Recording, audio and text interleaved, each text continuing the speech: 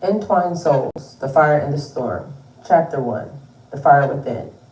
Her name was Illyria, meaning the free spirit in the ancient tongue of Enthralis, a magical race born of the stars and the wind. From her first breath, she carried the essence of independence, a fierce heart that would never bend. Even as a child, Illyria was different. While the other children of her village played in the safety of the valleys, Illyria climbed the highest peaks and explored forbidden forests. Her strength was undeniable, not just in her ability to wield the magic of her people, but in her will to carve her own path, dark or light. No force could compel her.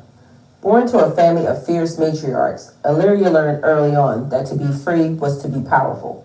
Her mother, a healer, and her grandmother, a warrior, taught her to master the arts of magic and survival. By the age of 16, she had already become a legend amongst her people, a woman destined for greatness. Though the path was unknown, her power was drawn from the earth and the stars. Yet her heart held a deep longing, something unspoken, something missing. As Illyria grew, her gifts became more than just raw power. They evolved into something much deeper. She could call on the flames of creation itself, shaping them not only as a weapon, but as a force of healing. Fire flowed through her veins like a second pulse, responding to her emotions with fervor and precision. Though she mastered it, Illyria never let her magic define her.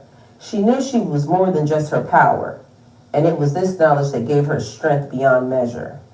By the age of 18, she began seeking answers about the strange energy she always felt lurking at the edges of her awareness. A presence, a call, something reaching for her across time and space.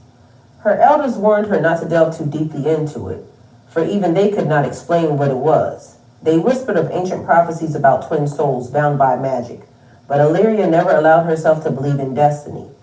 She trusted in herself and her freedom above all. Despite her reluctance,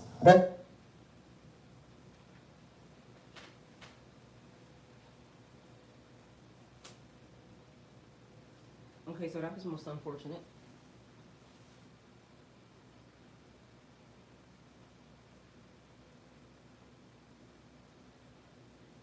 Alright, well, actually what's happening is I am preparing to get y'all reading together, and that was actually a part of it, so I don't know why that cut off, but give me 1 second because I can fix it for y'all, but then that's going to make me now have to fool with this phone, and I was trying to give y'all that while I was prepping for what I was about to do next for y'all.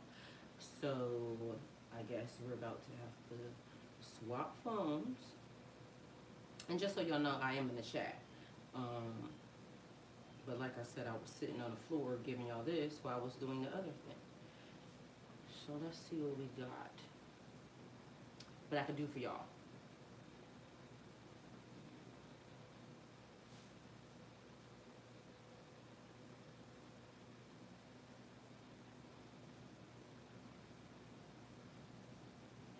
From her first breath, she carried the essence of independence, a fierce heart that would never bend. Even as a child, Illyria was different. While the other children of her village played in the safety of the valleys, Illyria climbed the highest peaks and explored forbidden forests. Her strength was undeniable, not just in her ability to wield the magic of her people, but in her will to carve her own path, dark or light. No force could compel her. Born to a family of fierce matriarchs, Illyria learned early on that to be free was to be powerful. Her mother, a healer, and her grandmother, a warrior, taught her to master the arts of magic and survival. By the age of 16, she had already become a legend amongst her people, a woman destined for greatness. Though the path was unknown, her power was drawn from the earth and the stars. Yet her heart held a deep longing, something unspoken, something missing. As Illyria grew, her gifts became more than just raw power. They evolved into something much deeper. She could call on the flames of creation itself, shaping them not only as a weapon, but as a force of healing. Fire flowed through her veins like a second pulse, responding to her emotions with fervor and precision. Though she mastered it, Illyria never let her magic define her. She knew she was more than just her power, and it was this knowledge that gave her strength beyond measure. By the age of 18, she began seeking answers about the strange energy she always felt lurking at the edges of her awareness. A presence, a call, something reaching for her across time and space. Her elders warned her not to delve too deeply into it, for even they could not explain what it was. They whispered of ancient prophecies about twin souls bound by magic, but Illyria never allowed herself to believe in destiny. She trusted in herself and her freedom above all. Despite her reluctance, there were moments when her heart betrayed her. In the quiet of the night, when the stars aligned in certain patterns and the winds howled in forgotten languages, Illyria could sense another soul, distant yet close, moving parallel to her. It was as if her fire longed for something that she couldn't name, something that no amount of strength or independence could fully satisfy. One evening, while meditating in a moonlit forest, Illyria experienced a vision, her first true premonition. The vision was vague yet powerful. She saw herself standing amidst a great storm, flames swirling around her as lightning cracked the sky. In the storm's eyes stood a figure, shadowed yet familiar. He called to her without words, a magnetic pull tugging at the core of her being. The fire in her flared in response, but she didn't understand why. Shaken by the intensity of the vision, Illyria sought counsel with the village elders. They were concerned, but offered no clear answers. The only thing they could tell her was that this figure that she had seen was tied to her fate, her twin flame, a being whose energy mirrored hers, for good or ill. Despite their warnings, Illyria felt a deep frustration rise within her. She was not one to be tethered to anyone, twin flame or not. Her life was hers to shape, her destiny hers to define. Still, the pull was undeniable. A bond she had not asked for had already begun to take root deep in her spirit. Illyria resolved to continue her journey alone, free from any destiny but the one she would forge for herself. Yet deep down, she knew the figure in the storm, whoever he was, would one day come into her life.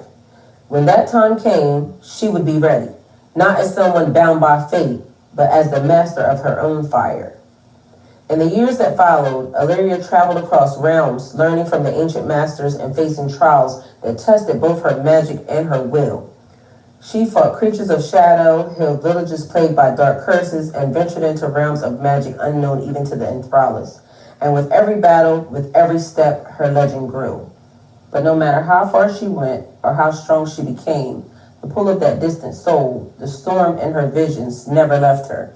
It lingered at the edges of her consciousness, a reminder that no matter how free she believed herself to be, there was something greater at play, and whether she liked it or not, their fates would one day collide. But Illyria remained steadfast in her resolve. When the storm finally came, it would find her unbroken, her fire burning brighter than ever before. Chapter 2, The Storm Song. His name was Cairo, meaning the wandering storm, for his magic was as chaotic as it was alluring. Cairo was born in a faraway city, raised by his family of cunning enchanters, known for their manipulation of elemental forces.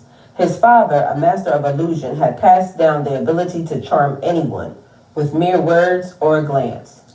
Cairo, however, always found himself swayed by something else, the energy of those around him, especially the opposite sex. It was his greatest flaw, and his family warned him often that his heart could lead him astray. But his charm, his beauty, and his easygoing nature made him the center of attention, a magnet for affection. From his earliest years, Cairo wrestled with the pull of desire. He craved connection, but it was often fleeting, as women would be drawn to him, only to be pushed away by his fickle heart. While his magic was potent, tapping into the wind and the rain, the storm within him was restless. Cairo longed for something deeper than the fleeting affections he found, but he was easily distracted, easily enchanted by the allure of others. Little did he know his heart was intertwined with another, though their paths had yet to meet fully.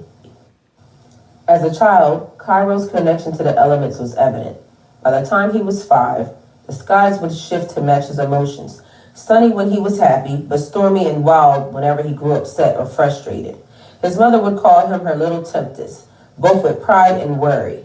Though Cairo's family was known for their mastery of charm and illusion, it was clear that his magic was different, wild and unpredictable like the storm that seemed to live within him.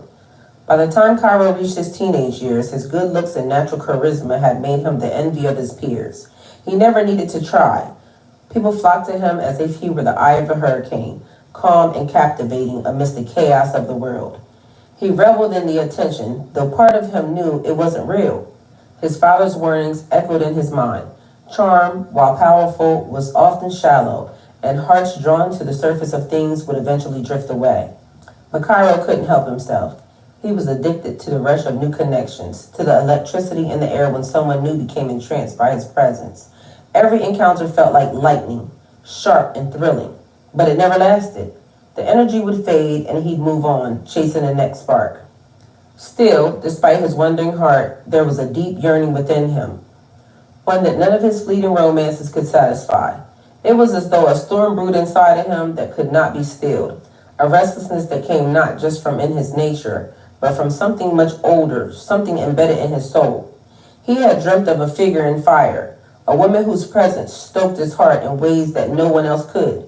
The dreams would come to him on nights when the storms were at their fiercest, leaving him drenched in sweat and longing for something he couldn't explain.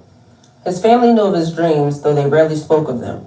They, too, had their secrets, whispers of a bond between Cairo's lineage and another, an ancient pact that had yet to be fulfilled. His mother believed his dreams were tied to that bond, a premonition of his destiny. His father, however, feared that Cairo's wandering heart would only lead to destruction, not fulfillment. And so, as Cairo grew older, his family kept him sheltered, encouraging him to focus on mastering his magic rather than pursuing every fleeting connection that caught his eye. But the storm inside him could not be contained. As much as Cairo tried to focus on honing his abilities, the pull of desire and distraction was always there, just beneath the surface. By the time he was 18, Cairo had become a force of nature in his own right. He could command the winds with a mere thought, summon lightning from the sky with a flick of his wrist, and bend the rain to his will.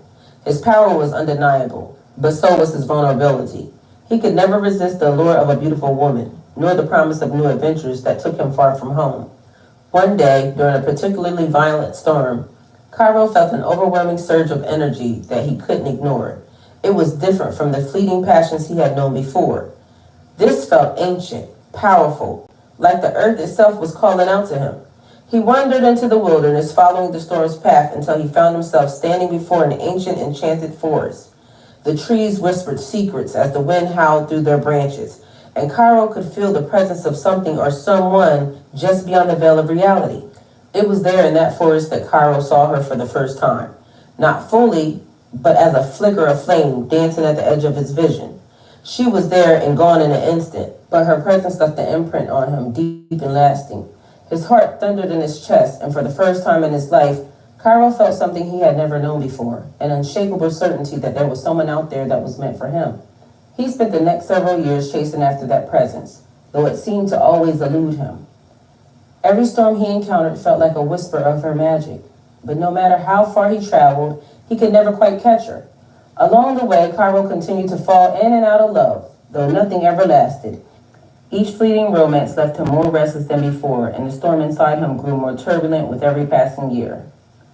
But the pull of his twin flame, the woman who haunted his dreams and danced at the edge of his consciousness, was growing stronger. No matter how many times he allowed himself to be distracted by other women or the thrill of new adventures, that deep, unfulfilled yearning remained. It was as though the storm within him was destined to collide with something greater, something he couldn't yet understand. As the years passed, Cairo's charm and charisma continued to draw people to him, but his heart remained unsatisfied. He had mastered the storm, but the chaos inside him still raged.